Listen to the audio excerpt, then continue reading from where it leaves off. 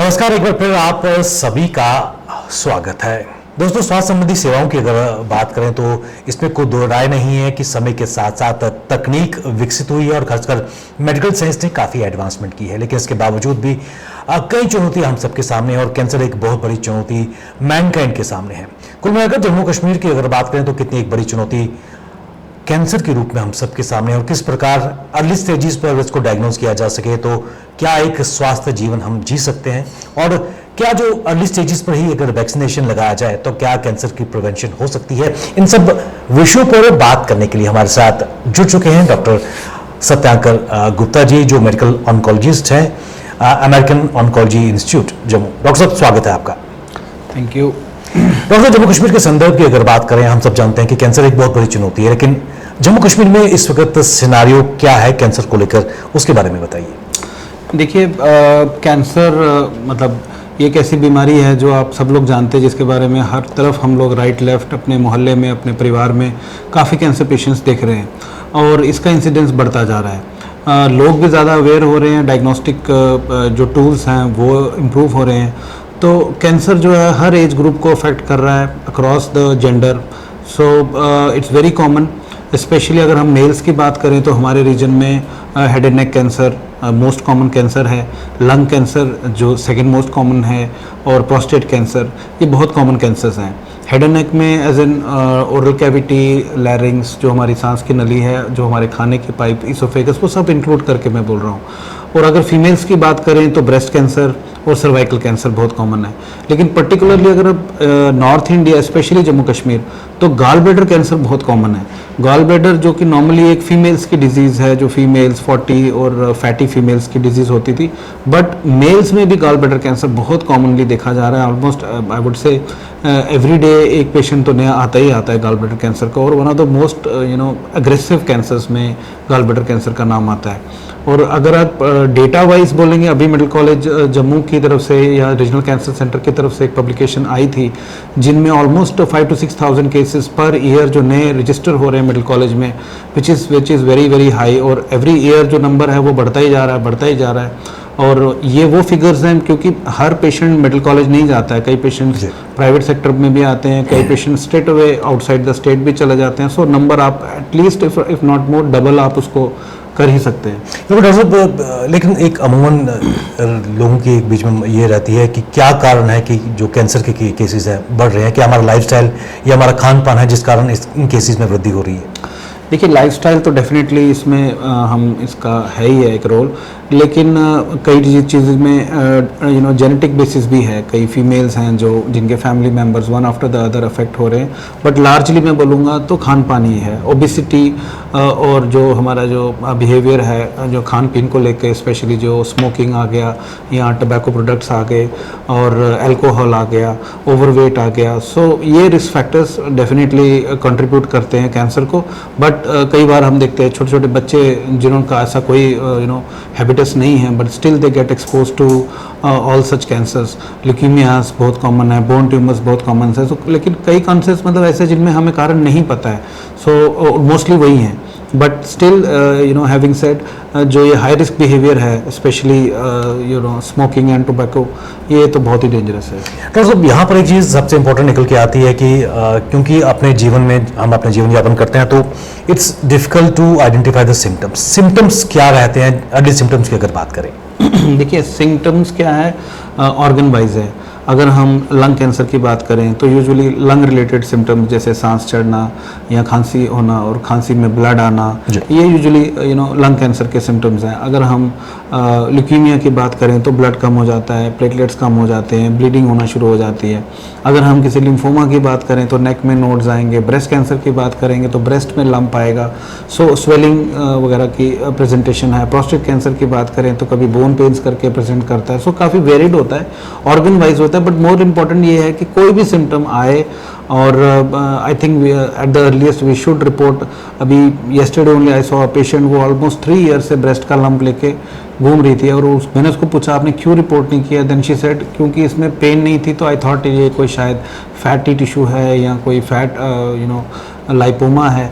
But unfortunately वो cancer turn out हुआ. So अगर कोई भी सस्पिशियस लंप हो तो आई वुड सजेस्ट कि you should report to the nearest doctor को, इवन अपने फैमिली डॉक्टर्स को. डॉक्टर, ट्रीटमेंट पार्ट की अगर बात करें तो कहाँ से इसकी शुरुआत हो सकती है और किस प्रकार अगर अर्ली स्टेज पर इसकी डायग्नोज हो सके तो कई ऐसे सक्सेस स्टोरीज हमारे सामने हैं जिनसे हम मोटिवेट भी हो सकते हैं. बिल्कुल बिल्कुल, बड़ा अच्छी बात आपने कही विवेक जी. ब्रेस्ट कैंसर में जो मोस्ट इंपॉर्टेंट चीज़ होती है वो है स्टेज एट डायग्नोसिस, किस स्टेज पे हम उसको डायग्नोस कर रहे हैं. अब देखिए, जो कैंसर्स तो सुपरफिशियल कैंसर्स हैं. सुपरफिशियल कैंसर एज इन कोई टंग का कैंसर है तो टंग में जख्म दिख जाएगा जो हील नहीं हो रहा है. या सर्वाइकल कैंसर की बात करें तो लेडीज़ को एबनॉर्मल डिस्चार्ज या ब्लीडिंग स्टार्ट होती है तो वो रिपोर्ट करती हैं. ब्रेस्ट जो हो गया उसमें लंप आ गया तो वो रिपोर्ट करते हैं. बट कुछ कैंसर्स हैं जो हमारे जैसे एब्डोमेन के अंदर ग्रो कर रहे हैं, एब्डोमिनल कैविटी के अंदर ग्रो कर रहे हैं, तो वो यूजुअली लोग मिसलीड हो जाते हैं कि गैस होगा या मैंने कुछ ऐसा वैसा खा लिया होगा, तो वो हमसे मिस हो जाते हैं. बट ये है कि जो स्टेज है वो बहुत इंपॉर्टेंट है, क्योंकि वही हमारा लॉन्ग टर्म सर्वाइवल डिसाइड करती है कि क्या हम क्योर हो पाएंगे या नहीं हो पाएंगे.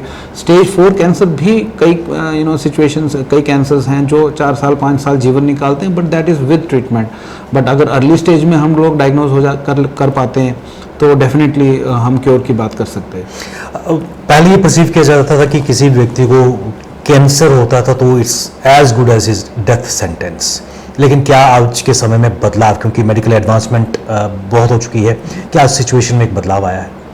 देखिए, बदलाव तो डेफिनेटली आया है. जैसे मैंने अभी जस्ट ब्रीफली बोला कि स्टेज 4 कैंसर के पेशेंट्स भी 4 साल 5 साल निकालते हैं. प्रोस्टेट कैंसर का स्टेज 4 कैंसर पेशेंट भी 10 साल तक भी निकालता है, और ब्रेस्ट कैंसर में भी सिमिलर सर्वाइवल रेट्स हैं. बट ये है कि that is with treatment. Thankfully हमारी स्टेट में आयुष्मान भारत का जो बहुत बड़ा, मैं कहता हूँ, तोहफा स्टेट गवर्नमेंट, यूनियन गवर्नमेंट की तरफ से है, और वो it is across all the people. So उसका बड़ा हमें हेल्प है, क्योंकि इनिशियली क्या होता है, लोग अपनी जांच नहीं करवाते थे बिकॉज उसमें 2 इश्यूज़ हैं. एक तो ये लोग ये कहते थे कि मुझे कैंसर क्यों होगा, और अगर हो गया तो इलाज कौन करवाएगा. सो नाउ वो जो second part of the story है कि इलाज कौन करवाएगा, वो आई थिंक ऑलमोस्ट 90% 95% तो सॉर्ट आउट हो जाता है. सो लोग अब ज़्यादा आगे आ रहे हैं, तो टेस्ट करवा रहे हैं, और फिर डायग्नोसिस भी हो रहा है. डॉक्टर साहब, जम्मू डिवीजन की और खासकर जम्मू की अगर बात करें तो क्या समय के साथ साथ जिस तरह कुछ प्राइवेट प्लेयर्स भी आ रहे हैं, बेहतरीन यहाँ पर ट्रीटमेंट इम्पार्ट कर रहे हैं, उसके बारे में जानना चाहेंगे? देखिए, जो कैंसर की ट्रीटमेंट्स हैं ये थोड़ी कॉस्टली ट्रीटमेंट्स हैं, और क्योंकि मशीनरी इक्विपमेंट कॉस्टली होता है, और इनको हैंडल करने के लिए ट्रेंड और काफ़ी सोफिस्टिकेटेड और वो सब बैकअप चाहिए. प्लस बड़ा हाइजीनिकली साउंड हॉस्पिटल होना चाहिए जहाँ रूम्स अच्छे हों, साफ़ सुथरे हों. और सो इनके लिए काफ़ी प्राइवेट प्लेयर्स आ रहे हैं. मैं जो इंडिया में लीड करता है, टाटा ग्रुप जो लीड करता है, टाटा ग्रुप अभी इन्होंने चंडीगढ़ में 2 न्यू सेंटर्स लाए हैं. So hopefully with passage of time probably वो जम्मू की तरफ भी रुक करें. और ना सिर्फ, although it's a semi private kind of, but then बहुत हेल्प है, और बहुत ही state of the art hospitals हैं. अगर मैं जम्मू की बात करूँ तो हमारा अपना हॉस्पिटल अमेरिकन ऑन्कोलॉजी, सो आयुष्मान भारत में जो भी सर्विसेज पॉसिबल हैं हम वो सब दे रहे हैं. सिमिलरली नारायणा हॉस्पिटल है कटरा में, वो भी बहुत अच्छी सर्विसेज जो है स्टेट ऑफ द आर्ट वो भी प्रोवाइड कर रहे हैं. और आई थिंक अभी ये सिग्नस भी ग्रुप आया है, जेके मेडिसिटी में है. So private players are coming forward. और खासकर ह्यूमन रिसोर्स की अगर बात करें, क्योंकि आप खुद एक सीनियर मेडिकल ऑन्कोलॉजिस्ट हैं, और किस प्रकार एक सीनियर टीम इस वक्त जम्मू कश्मीर में काम कर रही है, और खासकर जो पेशेंट्स हैं उनका भरोसा जीत रही है? देखिए, ऐसा है, मैं अपनी बात नहीं करूंगा, मैं सभी की बात करूंगा. आज से 8 साल पहले जम्मू में कोई मेडिकल ऑन्कोलॉजिस्ट नहीं था. So people had to go outside.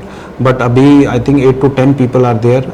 Jammu में भी हैं, कटरा नारायणा में भी हैं, मेडिकल कॉलेज में भी हैं, and doctors are trained from the best institutes. हमारे पास डॉक्टर्स हैं, पारस खन्ना वो एम्स से ट्रेंड हैं, डॉक्टर सनी जंडियाल हैं वो टाटा से ट्रेंड हैं. सो मुझे लगता नहीं है कि मतलब इसी लेवल का एक्सपर्टाइज लेने के लिए लोग बेचारे यहाँ से दिल्ली जाते हैं. सो सिमिलर राजीव गांधी से है doctor Rajiv Saini. So there are वो जो ह्यूमन रिसोर्स की आप बात कर रहे हैं, सो एडिक्वेटली एंड अप्रोप्रिएटली ट्रेंड जो स्टाफ है वो जम्मू में अवेलेबल है. दूसरी बात मैं करूँगा, कैंसर की ट्रीटमेंट के लिए पेट स्कैन एक नेसेसिटी होती है. सो एक छोटे से टेस्ट के लिए भी लोगों को यहाँ से दिल्ली जाना, चंडीगढ़ जाना, मुंबई जाना, और फिर वहाँ जाना, 3 दिन रहना, और उसके बाद वापस आना. सो वो सब चीज़ें अब जम्मू में हो रहे हैं. और ना सिर्फ मैं ये इमेजिंग की बात करूँगा, बायोप्सी.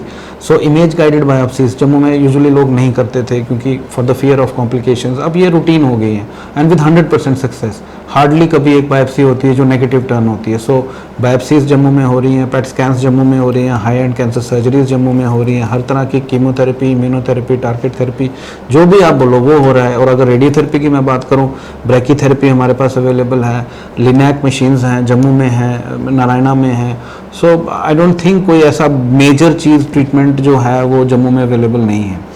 डॉक्टर साहब, एक कहावत भी है कि इस prevention is better than cure, और अगर इस कैंसर को होने से पहले ही रोका जाए, क्योंकि मेडिकल एडवांसमेंट की मैंने बात की है, क्या ऐसी कोई संभावना इसको रोका जाए इनिशियल स्टेज से पहले ही, ताकि ये कैंसर की ग्रोथ बॉडी में ना हो और कहीं ना कहीं एक व्यक्ति जो भी है, चाहे महिला है या पुरुष है, स्वस्थ जीवन यापन कर सके? देखिए, कीमो प्रिवेंशन की कैंसर प्रिवेंशन की आपने बड़ी अच्छी बात करी।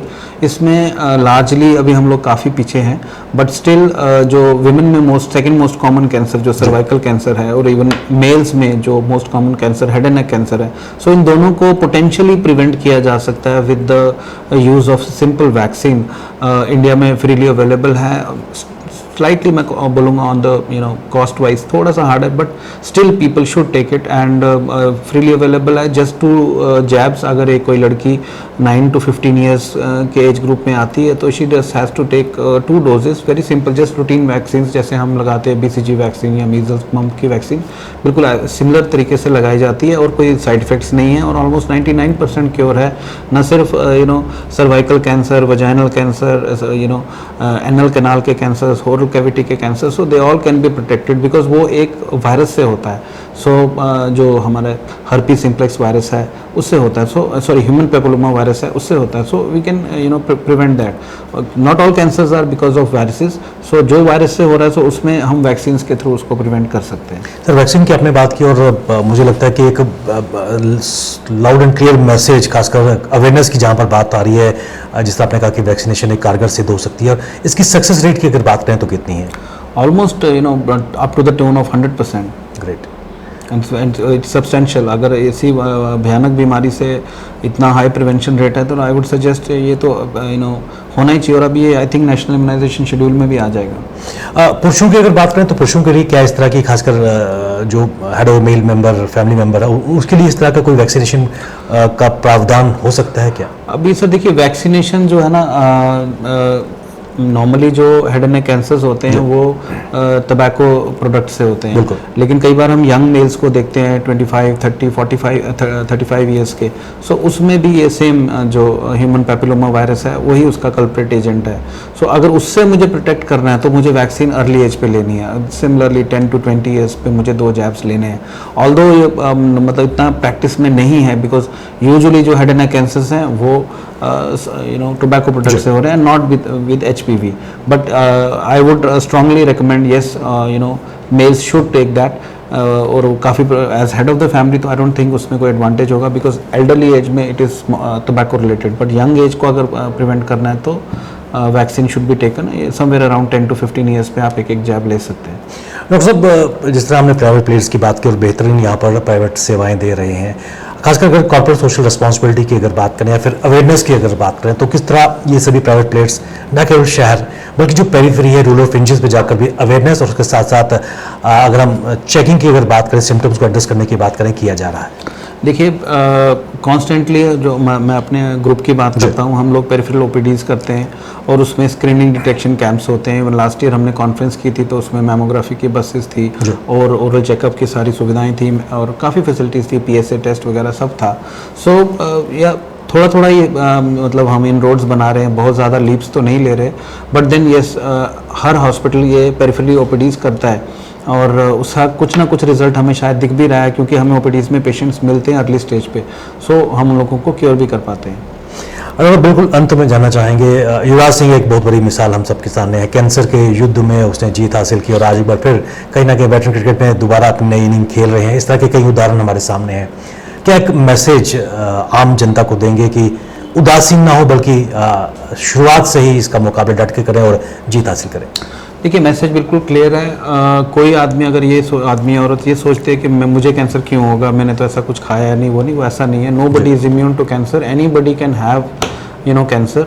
और अगर कोई भी सिम्टम आपको किसी भी तरफ से परेशान करता है, जो आपको लगता है कि ये हो सकता है, तो प्लीज़ प्लीज़ प्लीज़ अपने घर के आसपास कोई भी डॉक्टर हो, ना सिर्फ ये नहीं मैं कह रहा आप स्ट्रेट अवे हमारे पास ही आ जाइए, तो वो आपको उनको दिखाइए। जैसे टंग में कोई अल्सर है, नहीं हील हो रहा है, तो प्लीज़ उसको बायोप्सी कराओ। बायोप्सी से मत डरो, बायोप्सी से नहीं फैलता है। लोगों को लगता है ये शायद छुरा लगेगा तो ये फैल जाएगा, ऐसा कुछ नहीं होता है। बायोप्सी से कोई कैंसर नहीं फैलता। सो प्लीज़ अपने आप को इन्वेस्टिगेट कराने से हेजिटेट मत हो। और आप इन्वेस्टिगेट कराएंगे, कैंसर निकलेगा तो अर्ली स्टेज पे क्योर भी हो सकता है। ये थे doctor Satyankar Gupta, medical oncologist, American oncology institute. और खासकर महत्वपूर्ण चीज़ वैक्सीनेशन कैंसर के खासकर महिलाओं के लिए कारगर है, खासकर 9 से 15 साल की बच्ची लड़की के लिए। और अवेयरनेस इसके लिए ज़रूरी है, तब जाकर न केवल कैंसर को होने से पहले ही रोक सकते हैं, बल्कि अगर होता भी है अर्ली स्टेज में इसका डायग्नोज किया जा सके तो कैंसर पर हम विजय प्राप्त कर सकते हैं। डॉक्टर सत्यांकर, आप हमारे इस कार्यक्रम में आए, बहुमूल्य जानकारी आपने हमारे साथ शेयर किया, आपका बहुत बहुत धन्यवाद।